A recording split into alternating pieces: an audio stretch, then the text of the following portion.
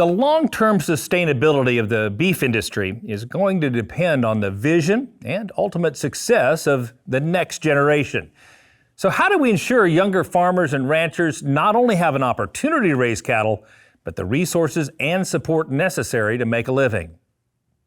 Fortunately, we've got a talented group of young professionals here to share some of the issues they face getting started in the business and how they've overcome those challenges. Jack Cowen is from Texas. Jack, tell us just a little bit about yourself. Hi, Kevin. My family and I own and operate Cowen Cattle Company in Williamson Ranch, headquartered in Benjamin, Texas. We're a diversified operation. We run cow-calf, but we're primarily focused on the stocker business. We grow a lot of winter wheat to graze cattle on, and for grain production, we operate a grow yard for backgrounding and weaning cattle, and then we retain ownership on most of those calves through feed yards in the Panhandle of Texas. Outstanding. And Stephanie Teskey comes to us from Arizona. Give us a little bit about your background.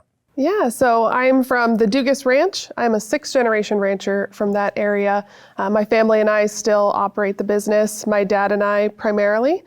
We have a commercial cow-calf operation, and I started a small direct-to-consumer beef program as well. Outstanding.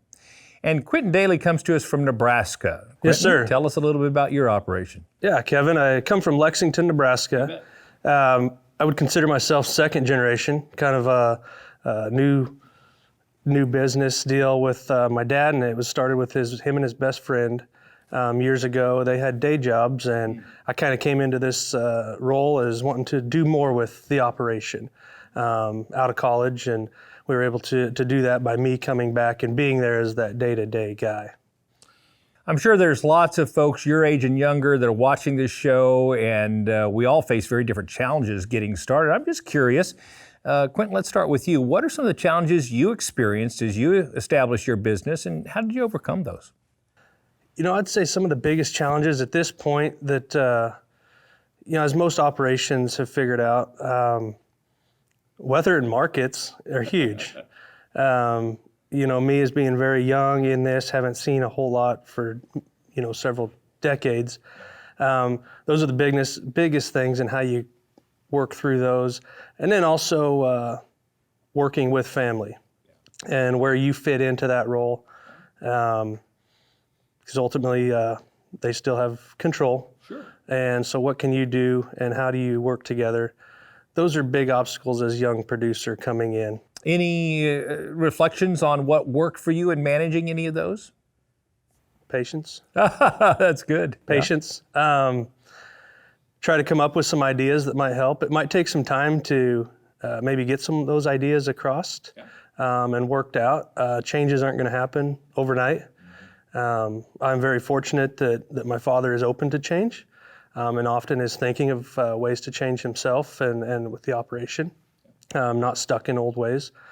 So that's helped a lot. So if you can just be thinking of things, but be patient, it's going to take time to change. And as I mentioned, we are kind of a young, we're not sixth generation or anything like that. I'm second, so there's a lot of growing and figuring out what does work. There's not that long, deep establishment. Yeah. So let's talk about a long-term sixth-generation operation. And some people look at that and say, wow, I wish I could come from that kind of heritage. But there are challenges involved when you have a multi-generational operation. Tell us more about those, Stephanie. Yeah, absolutely. I grew up on the ranch. I've lived and breathed ranching my whole life. But as a relatively small operation in Arizona, there's not room for income for multiple families. So being able to look at different career opportunities that were going to allow me to stay on the ranch. And I think that ultimately was a great opportunity for me because I could still run the ranch, but I worked for the Arizona Department of Agriculture, for the brand department, and I've transitioned to other industry roles as well with AgriWeb. And what that's allowed me to do is see how other operations are doing it.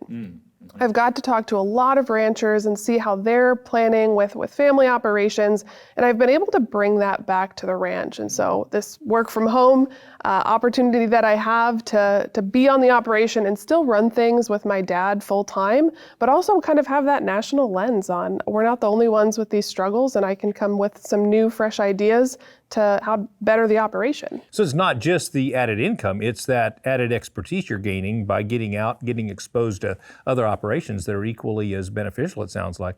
Jack, tell us a little bit about your journey. Well, sure. So we're in the my generation is fourth generation on the ranch, and as we've transitioned from through each generation, it has meant changes. Each succession has meant changes for the operation. And after I finished college, I did spend some time away from the ranch, and our business has really changed to enable me to be able to bring my family back to the ranch. But it's been a real blessing to get to be there with my family, work closely with my brother, and my parents are also on the ranch. But it's been a lot of hard work to grow that to where it can sustain multiple families. But it's also really rewarding, and we're really proud of that. That's great. Well, I'm curious, what's your best piece of advice to somebody who's starting out? Stephanie, let's start with you. Go back 5 or 10 years, what advice do you give your younger self or to someone else in those shoes? Yeah, I think the best advice I can give is enjoy the lifestyle of it. Take the time and realize that you get to ranch. It's not that you have to, and being able to appreciate that for what it is and just have some patience and grace. If I look back on, a lot of people say, well, grandpa's stuck in his ways, and in ways they are, but talking to my grandpa about where the ranch started out, driving cattle all the way to the railroad instead of loading them on the truck, there's a lot of progression there as well. So seeing that journey takes a long time, maybe 6 generations, but we're all moving kind of at the same pace. That's great. Jack, what would you say? Well, I would say that this industry has to be one of the most collaborative industries out there, and not to be afraid to ask for help, to ask questions, to try to go out there and learn. And if you will go and ask people, they will help you. And it is amazing. You cannot overstate the value of close relationships, mentorships, and partnerships throughout the industry, and what those can bring to your business. I tell my son that all the time, that if you're humble and have a learning spirit, lots of people in our industry will step up and help you. That's great. Quentin? It's something a little different than what they hit on. I would say look for something that might set you apart in the industry. Everybody's ultimately kind of doing the same, but finds that little niche that might set you apart, maybe give you an advantage. And as mentioned earlier, be patient. It's not a rapid change with things you're trying to do, but find something that might set you apart that you can maybe work into your operation.